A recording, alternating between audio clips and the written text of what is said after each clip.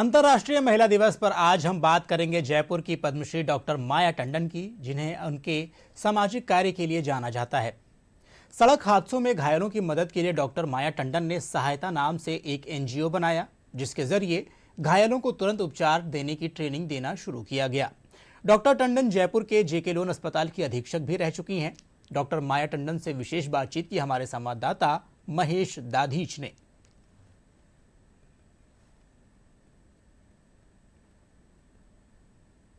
राजस्थान की महिलाएं समाज में अपना बढ़ चढ़ करके योगदान देती रही हैं। उन्हीं में से एक महिला सशक्तिकरण की दिशा में मजबूत हस्ताक्षर है माया टंडन। डॉक्टर माया टंडन का एक बड़ा सेवा का क्षेत्र रहा है, जो सड़क सुरक्षा की दिशा में उन्होंने अपने 30 वर्षों का जीवन दिया है। उन्हीं से हम बात करते हैं, जिन्हें हाल ही में पद्मश्री पुरस्कार से नवाजा गया है। माया जी हमारे साथ बात करने के लिए मौजूद हैं। मैम, जब आप 88 वर्ष में हैं, आप किस तरह से मोटिवेशन पाते हैं और किस तरह से ये जो आपको ऊर्जा जो है वो मिल पाती है कि आप अभी अनवरत जो है वो आप लगातार इन कार्यों में जुटे हुए हैं, जो समाज सेवा के कार्य? लगातार कार्य करती रही हूँ। रिटायरमेंट के बाद एसएमएस मेडिकल कॉलेज में विभागीय अध्यक्ष एनेस्थीसिया और सुपरिटेंडेंट जेके लोन के पद से 1995 में रिटायर हुई। उसके बाद मेरे को ये लग ही गया था कि काम तो मुझे करना ही है, और क्योंकि मेरे को एनेस्थीसिया नहीं देना था तो मैंने इस चीज़ को जैसे चूज़ किया है, तो आज मेरे को कोई रिग्रेट नहीं है कि मैं उससे बाहर निकल के आई हूँ और सड़क दुर्घटना में लोगों की जान बचाने के लिए कार्य कर रही हूँ। तो उसी से ही मुझे मोटिवेशन मिलता है। मेरे को अवार्ड अगर मिला है तो इन सब के कलेक्टिव डिसीजन से ही मिला है, सपोर्ट से ही मिला है। साथ ही 2-3 साल पहले हमारे जो ट्रस्ट की मीटिंग थी, उसके अंदर ये डिसाइड हुआ कि यूथ को भी ले लेना चाहिए। तो आज हमारे पास 2 यूथ ऐसे हैं कि हम में से किसी को जाने की ज़रूरत नहीं पड़ती है, और लाइफ सेफ्टी के ऊपर हमारा फोकस है। आप एनेस्थीसिया में थे मैम, कैसे आपको ये महसूस हुआ कि सड़क दुर्घटनाओं का एक ऐसा जो ड्रॉबैक है हमारे यहाँ पर, जिसकी दिशा में काम करने की आज बहुत ज़रूरत है, और आपको ये मोटिवेशन कहाँ से मिला? किस तरह से आपकी जर्नी ये स्टार्ट हुई? मेरे बच्चों से मैंने बात की, उन्होंने कहा कि नहीं, आप अपना काम जो भी करना चाहें करिए रिटायरमेंट के बाद। तो मैं आज बहुत अपने आप को अनुग्रहित महसूस करती हूँ कि इन्हें बच्चों का सपोर्ट शुरू से रहा था, अभी तक भी है, और उसी की वजह से मैं आगे काम करती रहती हूँ। इंडिया के अंदर जीडीपी का सबसे बड़ा प्रतिशत यूथ है हमारे यहाँ पर, और इस यूथ को हमारे को खोना नहीं चाहिए। Maximum percentage of youth is in India, पूरे वर्ल्ड के कंपैरिजन के अंदर।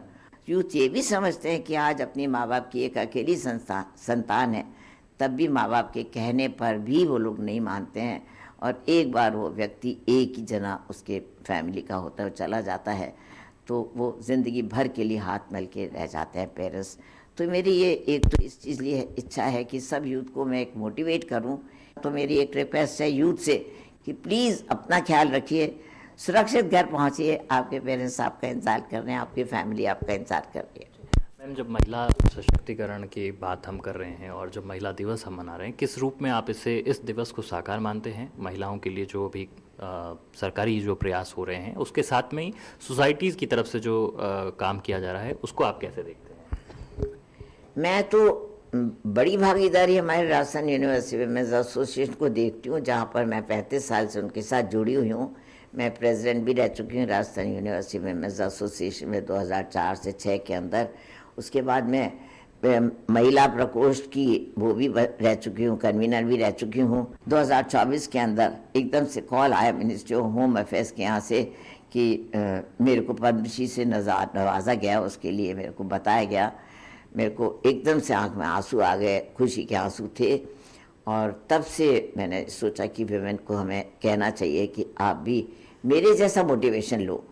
मैं एक अलग नारी नहीं हूँ, मैं भी एक वुमन ही हूँ, और अगर वुमन अपने यंग एज के अंदर से एक पैशन को अपना डेवलप करना शुरू करे, तो देयर इज़ नथिंग जो उसको प्रिवेंट कर सकती है कि उसको भी पद्मश्री किसी दिन नहीं मिले। मैं ये मान के चलती हूँ, ये मेरा बहुत बड़ा मोटिवेशन है सारी वुमेन को। दादा ने मेरे को शुरू से ये सिखाया है, जिनको मैं आज भी याद करती हूँ।